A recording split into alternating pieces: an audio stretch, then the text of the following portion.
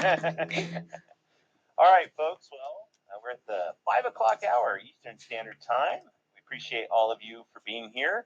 I thank you. Just make sure, folks who are here, just make sure that you turn off all your cameras, which I believe they are, and volume on everything is muted as we get started. We're super excited to have Leah Hill here do her dissertation entitled Exploring Perceptions of Charter School Teachers Transitioning to a Progress Monitoring System, a basic qualitative study.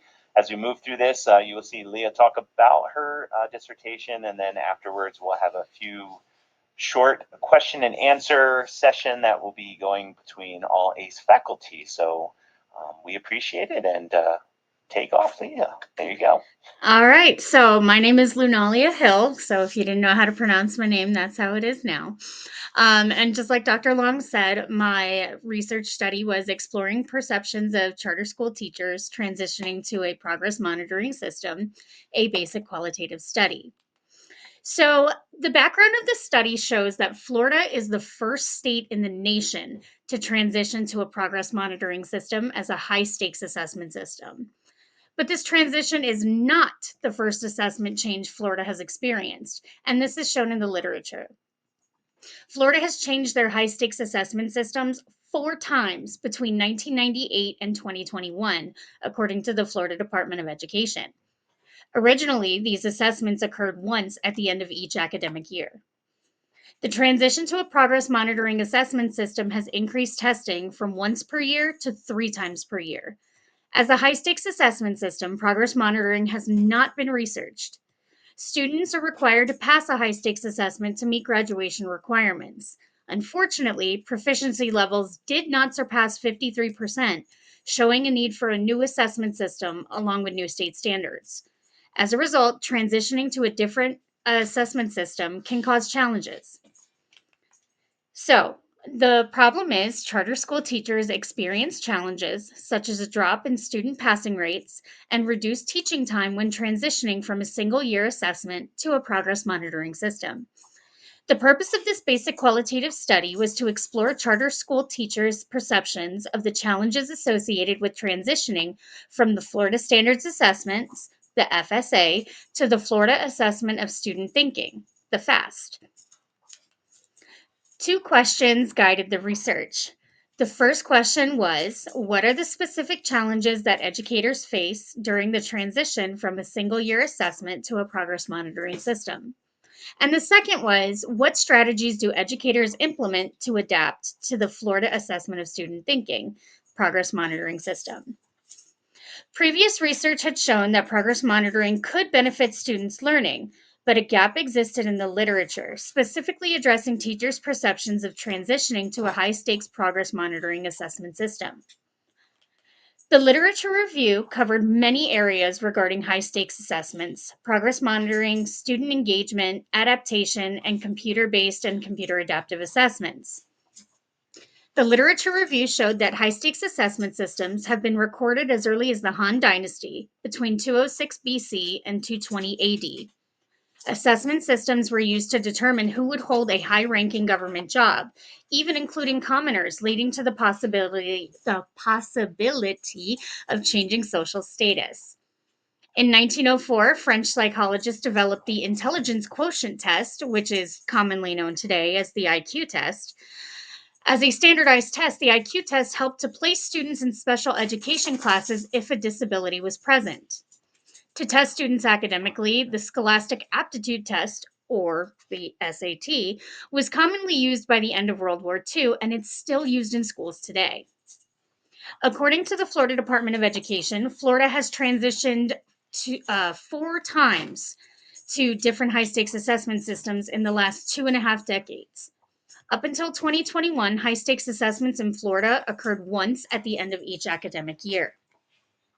Single end of year assessments, such as the Florida Comprehensive Assessment Test, or the FCAT, FCAT 2.0, and the Florida Standards Assessment, also known as the FSA, were used as high stakes assessments, requiring students to pass in order to meet graduation requirements. The FAST, the Florida Assessment of Student Thinking, was another high stakes assessment used for graduation requirements, but occurred 3 times per year instead of once at the end of a school year. These assessments were also used in accountability measurements, which determined the efficacy of teachers and decisions about schools. With incentives regarding school creation or destruction and financial incentives, school accountability has been linked to stressed teachers and school leaders. Researchers such as Demir and Kellis in 2021 found that high stakes assessments have a negative influence on teacher and student motivation. In an effort to close the achievement gap, high stakes assessments were used as a part of accountability in schools. To do this effectively, progress monitoring was used throughout the year to determine if the student was achieving adequate yearly progress. Progress monitoring enabled teachers to monitor the academic performance of the students continuously throughout the school year, specifically for those in the Response to Intervention Program, or RTI. When students aren't meeting adequate yearly progress, interventions are needed to assist in closing the achievement gap, which are typically monitored using RTI, which is used to track the progress of students with disabilities to ensure the use of effective interventions to increase student achievement. Progress monitoring consists of collecting data over a course of time and is used to determine the best course of corrective actions to increase student achievement, as described by Gomez Najarro in 2023. When students are able to increase their academic achievement levels with interventions, their engagement increases. Student engagement, consisting of behavioral engagement and emotional engagement, was defined by Whiting in 2022 as a combination of participation, practice, emotional connections, and performance. Martins et al. In 2021 conducted a study that showed a direct correlation between student engagement and student achievement. With the COVID-19 pandemic, major concerns centered around student engagement. To prevent a reduction in student achievement, schools began using emergency remote teaching, prompting both teachers and students to adapt to online learning environments. Teachers were forced to teach online without appropriate training to facilitate online research-based teaching strategies. However, both teachers and students learned to adapt to this new technology requirement, with teachers continuing to implement technology instruction even after schools returned to in-person learning. Technology integration made progress monitoring easier for teachers, especially with the integration of computer-based and computer-adaptive summative assessments. With features such as auto-grading, teachers spent less time grading assessments originally presented on paper. With the implementation of computer-based assessments, the integration of computer-adaptive assessments was possible. Computer-adaptive assessments provided an efficient and precise measuring tool to measure the abilities of the test taker. The FAST test is a computer-adaptive high-stakes assessment that is given 3 times per year to use as a progress monitoring tool, gauging the likelihood of student academic success for accountability purposes. The theoretical framework that guided this study was the Complex Adaptive Systems Theory, or CAST, which states that if an already established system is affected by an outside anomaly, the system will adapt to the inclusion of the anomaly without the possibility of returning to the system's former state. This graphic shows an already established educational system with an anomaly, a new policy being introduced. The educational system, shown here in blue, is introduced to a new policy, shown in yellow. After implementing the new policy, the educational system adapts to the inclusion of the new policy, depicted as a mix of both blue and yellow to make green, with the impossibility of returning to its original blue state. This theoretical framework, known as the Complex Adaptive Systems Theory, or CAST, guided this study to determine how teachers adapted to the transition to a new high-stakes progress monitoring system. And now, the research methodology used in the study. The study used a qualitative methodology to explore the perceptions of charter school teachers who experienced the transition from FSA to FAST. A semi-structured interview protocol was used in individual interviews and a focus group interview. A basic qualitative design was used to focus specifically on in-depth interviews with experienced charter school teachers. Characteristics of a basic qualitative study include the study being exploratory, flexible, and in-depth, with the ability to ask questions, obtain elaboration, and obtain non-numerical data. With the benefit of flexibility, a basic qualitative design allowed greater freedom to ask in-depth questions to gain a better understanding of the participants' experiences. Ultimately, the basic qualitative design was appropriate for exploring the holistic view of teachers' perceptions regarding the transition from the FSA to the FAST. So, the assumptions and limitations of the study. This study relied on the assumption that participants responded honestly about their experiences. Another assumption was that the transition to a different assessment system influenced the perceptions of participants. Limitations of the study included potential researcher bias in self reported data and the use of a single geographic location, in this case, Florida. Limitations also included participant availability and variations in individual school policies. These limitations were addressed by including schools across the state of Florida, utilizing multiple grade levels and teachers as participants, and using bracketing. The scope and delimitations of the study. So, at the center of the study lies the lived experiences of charter school teachers transitioning to a progress monitoring assessment system. The study's scope was carefully defined through methodological alignment, purposive sampling, and a context-specific focus to preserve depth and relevance.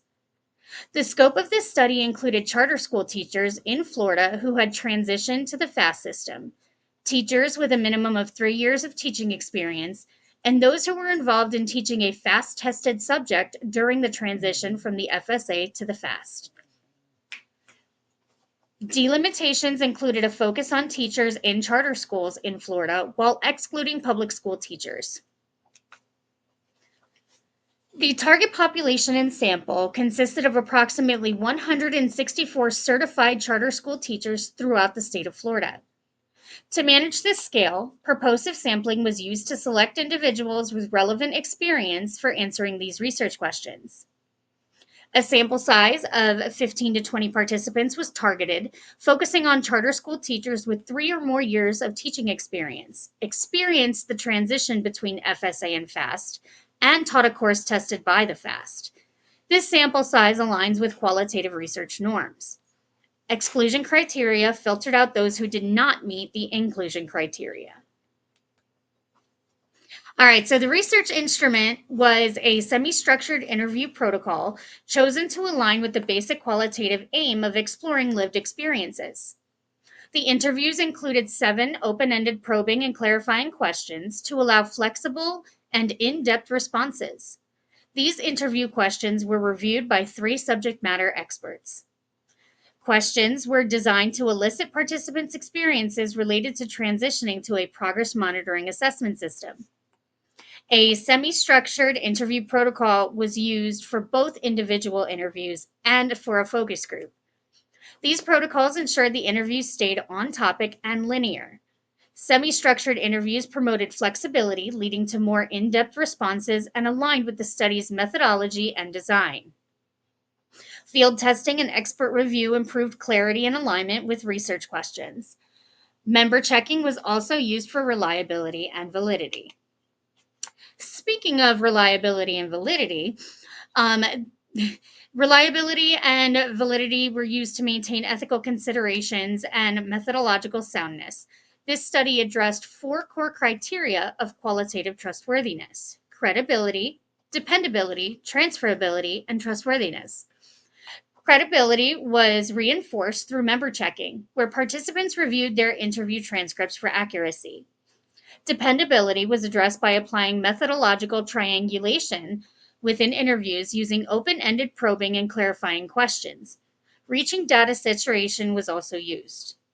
Transferability was supported by rich, thick descriptions of participant experiences and through the use of purposive sampling. Trustworthiness was reinforced through the use of bracketing, which includes self-reflection and active listening during interviews. Creswell and Creswell describe bracketing as the self-assessment of the role and influence on the study a researcher had, which was employed to minimize potential biases. Overall, these strategies collectively enhanced the trustworthiness of the study, ensuring findings accurately reflected the lived experiences of Florida charter school teachers during the transition to a progress monitoring system. This study was guided. Sorry. This study was guided by the Belmont Report's 3 core ethical principles: respect for persons, beneficence, and justice. Respect for persons included the use of purposive sampling using specific inclusion criteria, both written and verbal informed consent, the right to withdraw, use of pseudonyms, and member checking. Beneficence was addressed by minimizing risks and maximizing benefits through strict confidentiality measures, including storing data on an encrypted, password protected computer that requires multi factor authentication for access. The computer, which was specifically purchased for this study, remained in a locked safe within a locked cabinet. Justice was demonstrated through purposive sampling and the same open-ended interview protocol for all participants. The study also addressed an issue directly relevant to the professional experiences of the participants. Ethical safeguards help build participant trust and reinforce the integrity and credibility of the research findings. Data destruction will occur 3 years after completion of the study through double deletion. Double deletion includes deleting the files by sending them to the computer's recycle bin and then emptying the computer's recycle bin. Data collection. Data collection did not begin until after IRB approval and then used purposeful recruitment via email for Florida charter school teachers. Participants completed the informed consent and a criteria screener via Google Forms before being interviewed. The interviews were conducted one-on-one through Zoom and lasted approximately 30 minutes using a semi-structured format. Zoom's built-in recording tool captured audio and video data while maintaining participant confidentiality. Transcripts were auto-generated from Zoom and reviewed manually. Participants verified them during the member checking process. Data was stored securely on an encrypted computer in a locked safe. After 3 years, all files will be destroyed using double deletion. This process ensured participant confidentiality and supports replicability for future qualitative studies. Data preparation included undergoing a data cleaning process. Sorry, that picture is one of my favorites. Interview data were auto-transcribed through the Zoom platform, and each transcript was then manually reviewed for accuracy. Each file was labeled with a pseudonym to maintain confidentiality and prepared for secure storage. Transcripts were shared within 2 days for member checking. And member checking allowed participants to validate transcript content, supporting credibility and participant engagement. Following validation, files were stored on an encrypted computer kept in a locked location to prevent unauthorized access. The data will be destroyed after 3 years using double deletion. For the data analysis, Braun and Clark's 6-phase thematic analysis model was used. Data was manually coded, but Microsoft Excel was used for organization purposes only. The data analysis process began with transcript immersion to understand participant narratives. Coding used highlighted text and open categories, and codes were then inductively grouped into potential themes, which were refined and defined clearly. Participant quotes were selected to support each theme. The themes reflect the shared and divergent experiences of charter school teachers who experienced the transition to a progress monitoring system. So, what were those themes? Participant interviews revealed 5 major themes that shaped their experiences as charter school teachers in Florida who experienced the transition from FSA to FAST. Instructional shifts and early curriculum narrowing was an identified theme stemming from participant indications that the curriculum pacing was affected by testing windows, and instructional time needed to be adjusted to prepare for benchmark testing. Student anxiety and early year deflation was the second theme identified through participant descriptions, that students were reported to feel overwhelmed or discouraged by the Fast Progress Monitoring Assessment 1, or PM1, results, affecting intrinsic motivation and temperament. Increased use of data for instruction also became a theme. Teachers supported this by describing their use of the Fast Progress Monitoring Assessment data to modify instruction, provide targeted support, and promote student performance tracking. Concerns about test content and transparency is the fourth theme, supported by multiple participants expressing concerns regarding how the FAST was structured and the content it contained. Teachers denoted that they were kept in the dark about test content, essentially becoming the blind leading the blind. The final theme that was identified was adaptation through strategy and resource development. Teachers used a multitude of strategies, including bell ringer assessments, digital tools, and customized goal setting activities. So, findings and results. The findings pertaining to research question 1. Before I begin, I just want to make a note that participant names have been removed and relabeled with an assigned letter to maintain confidentiality of the participants. So, the first research question asked, what are the specific challenges that teachers face during the transition from a single year assessment to a progress monitoring system? Data indicated several challenges, with the challenges most strongly presented in Theme 1, Instructional Shifts and Curriculum Narrowing, Theme 2, Student Anxiety and Early Year Deflation, and Theme 4, Concerns about Test Content and Transparency. Participant A noted that benchmark window demands prevented teachers from diving deeper into subject matter when preparing for the next testing window. Participant E denoted the need to front load as much as possible before PM2. Students were described to experience stress, anxiety, and discouragement after PM1. Although PM1 was meant to be used as a baseline to see what students already knew, students were reported to feel a sense of failure after being tested on content that was not previously taught. Participant K mentioned that their daughter came home in tears with a false sense that she would not do well in math after seeing her PM1 score. Teachers reported the need to convince students that they shouldn't feel behind since it was just the start of the curriculum. Participants also reported challenges of not knowing what to expect on the FAST tests, since practice tests were not fully available due to the novelty of the test. Participant L stated, I want to teach the standards, not guess what's going to be on the test. Ultimately, participants mentioned feeling the need to teach blindly without proper test transparency or practice tests to prepare students. Then, for research question 2 asked, what strategies do teachers implement to adapt to the Florida Assessment of Student Thinking, the FAST Progress Monitoring System? Participants described many adaptive strategies leading to the identification of 2 themes. Theme 3, increased use of data for instruction, and Theme 5, adaptation through strategy and resource development, most prominently provided responses to research question 2.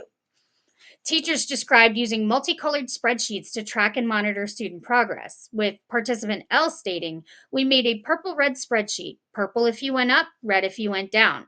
Students really started to pay attention. Using data chats within the classroom to develop student achievement goals provided participant N with the experience to share that students would meet with participant N and discuss, you got a 2. Here's what we'll work on for you to get a 3.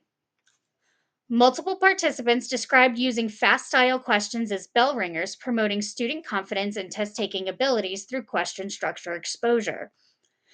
In alignment with CAST, teachers described the necessity to create their own resource materials for test preparation and to assist in tracking changes in state standards to make sure instruction was properly aligned. Participant L provided an example by stating, I built a 56-page document with everything that changed. Screenshots, standards, test info, it's my lifeline. Discussions and conclusions. All right, here's the good stuff. So the responses by participants directly connected with previous literature. For research question 1, according to Bagwell and Coso, frontline teachers do indeed perform the role of adaptive leaders in classrooms and in response to new demands through cooperation and flexibility.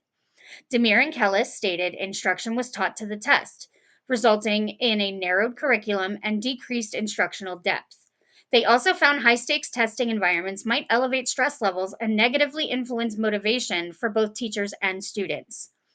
Wiley and Hodgen demonstrated that student engagement may have suffered when baseline assessments yielded demoralizing scores, particularly early in the school year. Progress monitoring promised real-time data. The teachers needed more upfront clarity on what the test entailed, according to Wilcox et al. Findings did not contradict existing literature for research question 1. For research question 2, connections to previous literature include findings from Schelling and Rubenstein stating elementary teachers widely recognize the value using assessment data to drive decisions. Luckner and Bowen in 2010 reported that teachers' use of progress monitoring data improved their responsiveness to student needs, especially when teachers felt supported in analyzing the data. According to Dimmick et al., teachers cope with change, supporting the notion that strong collegial support networks often emerge in times of transition, providing a forum for collective problem solving. And aligning with CAST, Bento et al. Found resilient teachers often invented new teaching methods and tools when faced with novel challenges. So, implications for leadership. As a result of this study, these are the implications for leadership at all levels. One clear implication is that school leaders must adopt a proactive, systems thinking approach in the face of educational change. Leaders should recognize that their role is not to control every response, but to facilitate environments where positive adaptations can emerge. Principals should act as facilitators by providing time, space, and encouragement for collaborative work, effectively leading from the middle by enabling teachers rather than directing every move. The importance of culturally responsive leadership that centers the lived experience of teachers when implementing systemic reforms reinforce the idea that context-aware leadership builds greater trust and engagement. Distributed leadership models empower teacher agency during transitions in assessment policy. When leaders create a school culture that values innovation, open communication, and continuous learning, teachers are more likely to experiment with new strategies and support one another, as was observed in the study. A school that successfully navigates a major reform can serve as a model for others, and its teachers and students can thrive rather than feel victimized by the change, which shows a positive social change potential. Another implication concerns teacher morale and retention, which are critical leadership responsibilities. Major shifts like the introduction of FAST can be demoralizing if not handled well. The study also showed that teachers are resilient and deeply invested in their students' success, as evidenced by the adaptive strategies developed. Leadership can harness this dedication by providing recognition and emotional support. A practical leadership action is to openly acknowledge the hard work teachers are doing to adapt, celebrating successes in faculty meetings or newsletters. Leithwood et al. Found that visible support from administrators significantly increases teacher motivation and decreases feelings of alienation during mandated reforms. By championing teacher well-being initiatives such as reasonable testing schedules and mental health resources, leaders demonstrated that staff were valued as people, not just as score producers. A healthy school climate where teachers felt supported could lead to better teacher-student relationships, more effective teaching, and improved student outcomes, creating a virtuous cycle of improvement. At the district or state level, educational leaders should act as advocates for their school's needs based on insights like those from this study. Teacher feedback on curriculum narrowing and test transparency pointed to a need for broader policy adjustments that extend beyond the school level. Superintendents and other district leaders could use the findings to push for changes such as revised pacing guides or more transparent communication from the state. If policies were improved, such as more flexibility in implementation or better resource allocation for test prep, educational quality across multiple schools or districts could be elevated. Leadership literature emphasized the importance of using teacher voice to inform continuous policy improvement. Leaders should share success stories and challenges alike with policymakers. The implications of the study for leadership highlighted that strategic and responsive leaders held great potential to enact positive social change. Well supported teachers could deliver instruction of higher quality, which could result in improved student learning and achievement. In the end, students who appreciated a secure learning environment, even amidst system change, would be well prepared to acquire resilience and a growth mindset towards learning. At the social level, the effective use of new measuring tools such as progress monitoring could translate into more data-driven teaching and learning practices. Data-driven teaching and learning practices could close learning gaps sooner by identifying problems in real time, not after a one-time-a-year assessment. If Florida's progress monitoring program was driven by good leadership and translated into better education outcomes, then a policy model for other states to emulate could be developed, taking the positive effect beyond its borders. All right, recommendations for future research. Grounded in the study's findings and the literature reviewed, several recommendations were proposed to improve practice and policy and to guide future research. Recommendations were designed to address the identified challenges from RQ1 and to bolster the effective strategies from RQ2 in the transition to a progress monitoring assessment system. Recommendations included providing targeted professional development for teachers. PD workshops may be utilized to educate teachers in data analysis and literacy to make them more comfortable interpreting fast results and incorporate data driven decision making as part of instructional practice on a consistent basis. Implementing systems to address student motivation and well being was another recommendation for future research. Teachers and school administrators should proactively implement strategies to mitigate student anxiety related to progress monitoring, especially discouragement in early years after the first assessment. One practical recommendation was to educate students and parents about the purpose of PM1 as a baseline. Schools can hold beginning of year sessions where leaders and teachers explain that the initial scores are diagnostic and not a verdict of how they're going to a verdict of student ability. Teachers should regularly reassure students that growth over time is what matters, fostering a growth mindset and classroom culture. Another recommendation included fostering collaboration and sharing of best practices. School leaders could create and support structures for teacher collaboration focused on the progress monitoring transition. A school might establish a monthly FAST strategy exchange meeting where teachers discuss their latest instructional adaptations or share student engagement techniques that have been successful. Principals and instructional coaches should encourage open dialogue about FAST, not only to troubleshoot issues, but also to celebrate and disseminate what works. Education policymakers and testing officials need to make the FAST test more transparent to better serve teachers. The Florida Department of Education could publish more precise test blueprints, sample test items, or annotated examples of student performance for each monitoring window. To be transparent regarding which standards are prioritized and how questions are constructed would assist teachers in aligning instruction without having to guess or over depend on broad content areas. The state can publish guides, reports, or FAQ books responding to the frequently asked questions of teachers regarding FAST. By promoting transparency, policymakers could eliminate ambiguity and teaching in the dark, thus allowing teachers to plan for better and more effective instruction. Policymakers and educational leaders should align testing schedules and curriculum pacing to minimize disruption to curriculum and instruction. Treating the progress monitoring implementation as an iterative process would ensure it became more teacher friendly over time. This recommendation stemmed from the notion in complex systems that feedback was crucial for system improvement. Engaging teachers in evaluation and refinement is another recommendation that could improve the transition to a progress monitoring assessment system.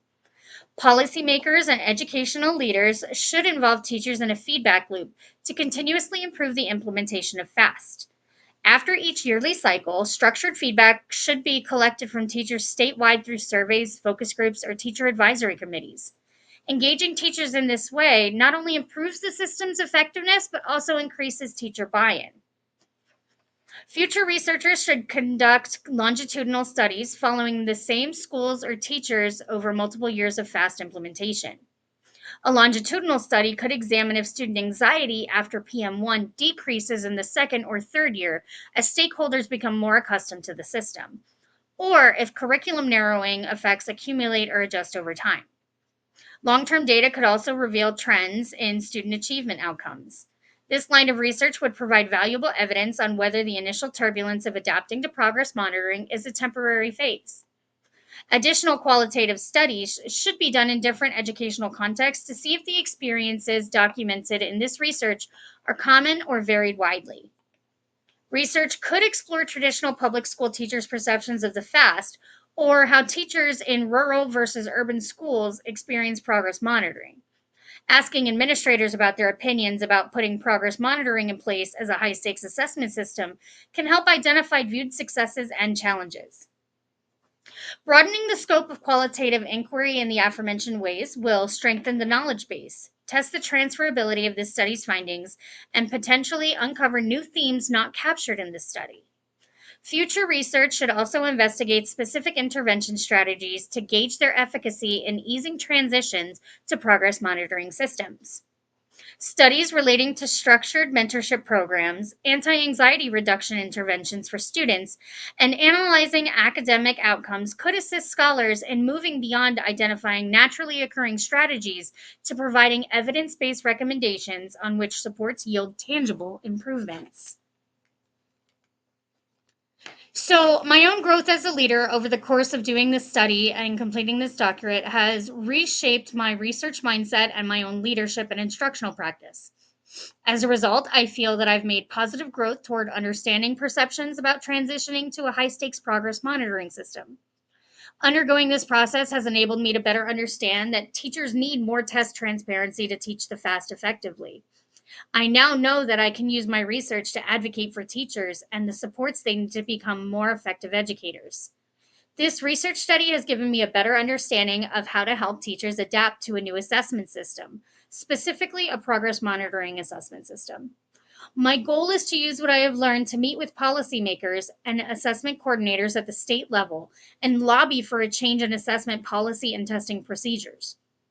With the idea of making modifications to the FAST to meet the needs of diverse learners, I plan to present effective modifications that not only meet the needs of students, but also meet the concerns of teachers regarding transitioning to a different assessment system. Ultimately, this research study has given me the confidence to advocate for both teachers and students, sparking a mission to make the FAST test more student and teacher friendly. Here are the references used in my presentation.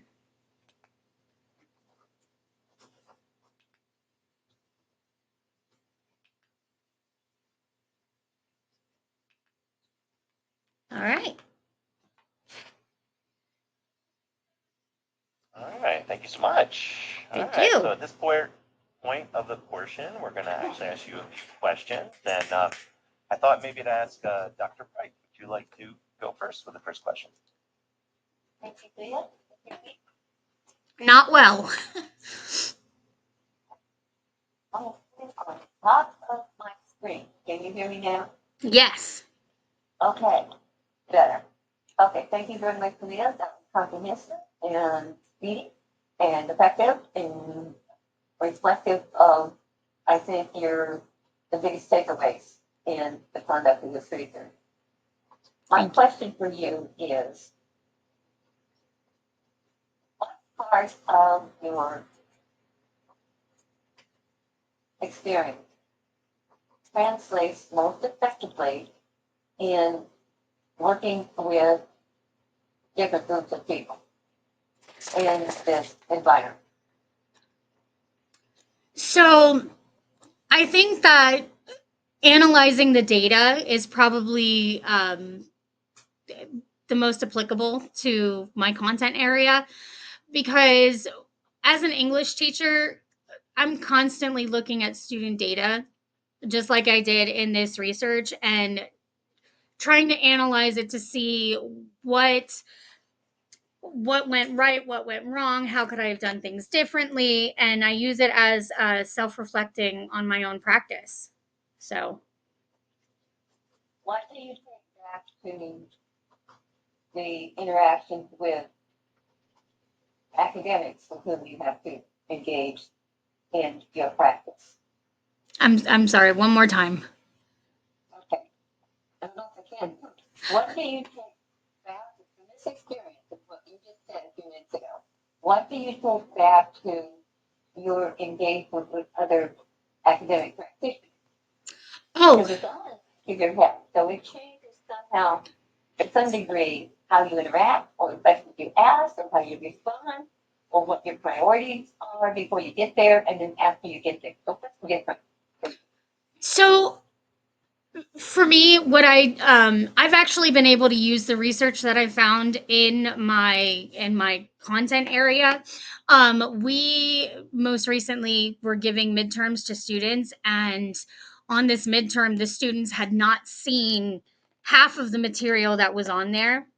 And I was advocating for the students as a result, because I could see that because of my research and because of the way teachers had expressed their concerns with student anxiety and discouragement after PM1 results, that could absolutely happen with their midterm grades as well. So I was able to talk to my principal, and we worked on alternate methods of assessing the students instead of having something that would bring down their GPA and punish them.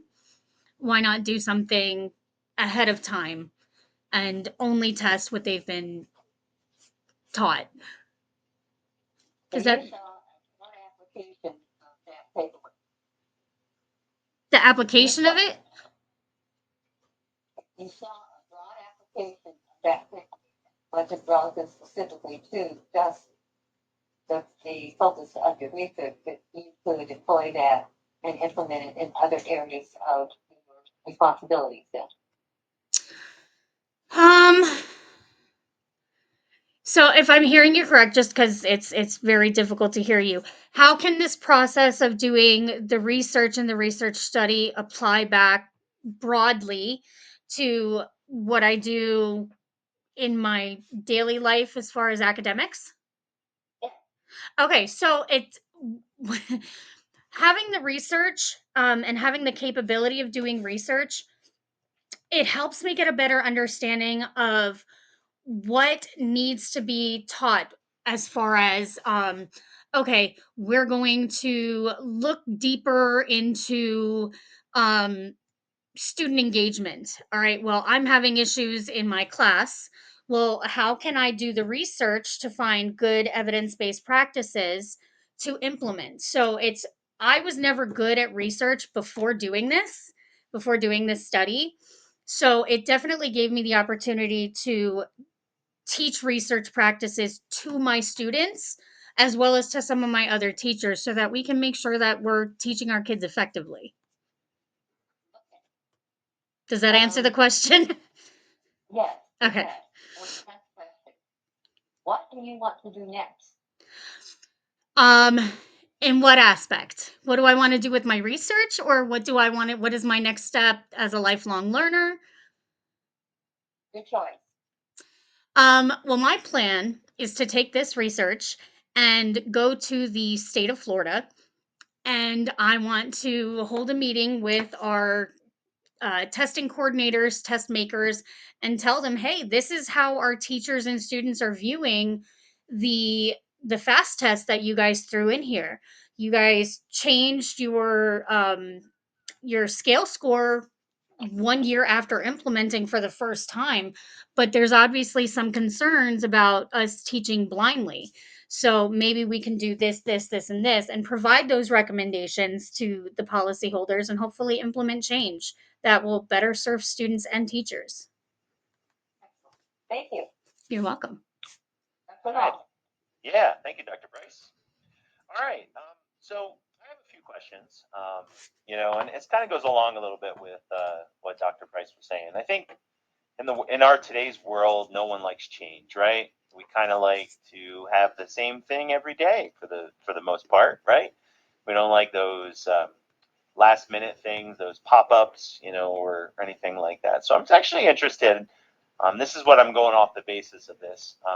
As far as this, shift with assessments and different things and what teachers fall into, and I'll say it that way. What did if and I don't know, I'm just asking this question, did any of your participants say anything about what would be a better way to transition into a change like this? Did any of them kind of harp on that, or is there anything that, and I'll say this two stage, um, is there anything that you would see as far as this transition would make it a better transition, I guess is the word, right? Yeah, it's all about transition. So the teachers themselves did not mention what would make things easier, not explicitly.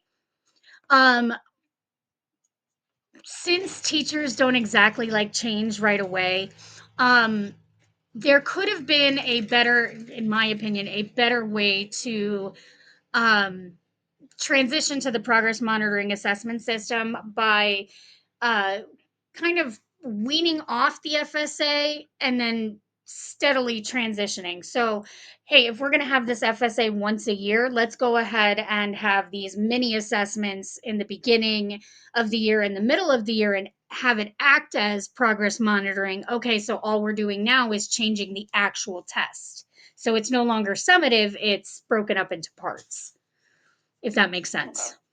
Yeah, no, that makes sense. Okay. And I guess going along with this is what you know now, especially the causing the students anxiety. We'll just go there. Where obviously, as all teachers would know, and probably the teachers that are on this call, it's hard because when your students have anxiety, right, then they don't perform as well, right? So I was just interested, and this wasn't a part of of your research, but some of what you know now, as far as doing all of this and being here at ACE, what would you do to suggest, to administrators or suggest to other, folks? I mean, I know you made a comment that you wanted to go and talk to policy, the policy people, as I say, the administrators in the policy departments, and talk them. So I was just interested in to see, and again, this is totally off the cuff of not what your research was about, but knowing what you know now, um, what would you say and what would you do? If it were up to me, excuse me, if it were up to me, I would have our first progress monitoring assessment, the PM1, instead of it being treated as a formal test, I would have it more informal, and a lot shorter. So the first PM, I believe, is 40 questions, if not a little bit more.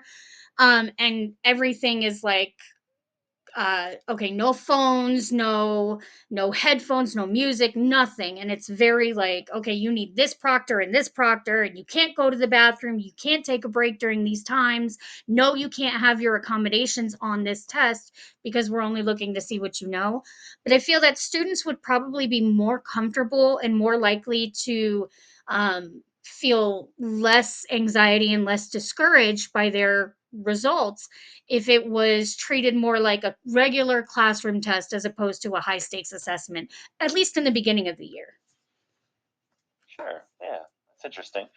Yeah, because I think that brings up a good point. Because I think if you, and I'm a true believer, and I know this is more of an adult education principle that I'm really in touch with, but, meeting the needs, I mean, you can do it with any student, but meeting the needs of students where they are, I think it's kind of interesting that you kind of said that, just because it's interesting to see how, if the environment was quote unquote the same, that if it would help with that, especially, when they're trying to get those resources and so on, and getting the assessments from the students, right? So another quick question I had, and this is more, gravitating. I know Dr. Price kind of asked this already, but gravitating outside of, you mentioned this, that you were not a researcher, right? And now you're, kind of getting into the mode of research. I was just interested in if you could talk a little bit about what your plans are, as far as, if there is any, as far as moving down the road in the research world, and kind of what you learned from it.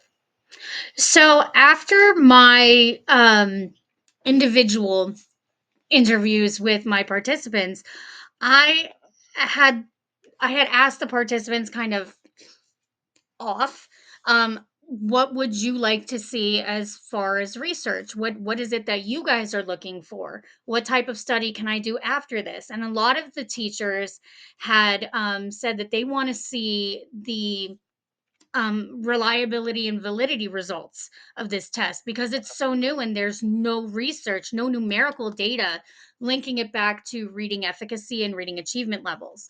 So I think that's what I'm going to do next is I'll do a quantitative study just to determine the reliability and validity of it. I mean, we've had this test for 3 years now officially, and now is when I can look back on that data and have a good idea of, what how reliable is it as in comparison to their Lexile to students' Lexile levels or how they perform in class. Right. Interesting. Yeah. Yeah, and it would be just a suggestion. That's actually kind of cool how you're thinking about that. But one suggestion, I was thinking about was, and this is just off the cuff a little bit too, is just how these, I know there's the state mandated test, right? Um, but how it kind of fits in the structure of a charter school. And like I said, I know that's something we haven't really, talked about, but essentially, how that learning is different from the public school and how that, kind of modifies that. That would be kind of a cool study too, just a Yeah, suggestion. absolutely. Well, and it's interesting because charter schools tend to have more freedom with their curriculum. So charter schools can pick and choose what they want to teach and how they want to teach it, whereas district schools, they are no, you have to do it this way. You have to be on this pacing guide. Like you have no room for anything. This is what needs to be done. Doesn't matter if your kids are on or not. Interesting. All right. Well, thank you. Well, Of course. before we wrap this up, Dr. Price, did you have any final questions or anything? Can you hear me now? Yes. Verizon commercial. Okay. About the only thing that I would also suggest and introduce concept is to look at the foundations of the test that was most recently introduced into your system and figure out how that test came about, the actual structure of the test, and compare that actual structure of the test with other tests that you've experienced and that have been administered to your school to get a sense of the relative merits of the test, because that'll tell you something about the results and how effective or how applicable those results might be. And then one other thing for you might be to consider based schools, same grade level. They're different than charter schools, obviously very different from the public schools. But the test taking and the test administration in those schools were completely different than regular public or private. Participated in a study where we actually did testing in those different environments. And it was one was a fire drill, the other one was nicely sitting at their table doing what they were supposed to do. So the results of the test, of every test, obviously would be affected by the way the test is administered and how kids, the participants, test takers, understand the importance or the value of the test itself. And that would be a component for consideration in your next research. Absolutely. That definitely sounds like an interesting study, and I'm very interested in conducting that study. So maybe that'll be my next one. It's a great job. Thank you. Thank you. All right. Well, thank you, Dr. Price. So this is just, and I think I prepared you a little bit for this as we're wrapping this up.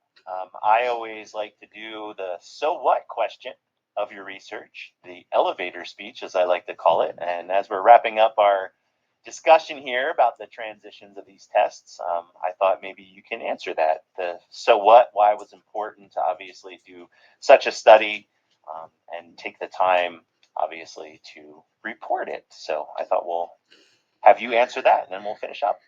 All right. Well, there's a couple of responses with this. So if we're looking at the why I chose this study, number one, I am a charter school teacher. So the researcher bias and bracketing was like a really big thing for me. I had to make sure to put my thoughts aside. But what prompted me to want to do this study and its importance, number one, it is such a new test and there was no research on it that I could find at the time of doing the literature review or even at the very beginning of the study because it was so new. And actually I looked up online some other articles, and all of the articles pertaining to the FAST test have only been released in the last 3 or 4 months. So like I was like, oh, it's groundbreaking research. This is gonna be great. I'm gonna get my name out there. But ultimately, not only was it there was lack of research on it, but as a charter school teacher, as a teacher in general who experienced this transition, I hate it. with a passion. I hate it. So I really wanted to know what other teachers thought about it as well. So, and maybe, in different areas, public school, charter schools, do we have different views? And I was able to see that very clearly through my research that yes, there are extremely different views. So I thought it was important for that reason. Teachers need a voice. All right. Well, thank you. Well, thank you so much. Well, this kind of ends our world events for Leah. So I want to appreciate and thank each and every one of you who come to see this presentation. Thank you very much. And also thanks to Dr. Price for being here as well. So everybody have a good day or night, depending on where you're at. And thank you again. Thanks, everybody. Bye, ladies. Bye.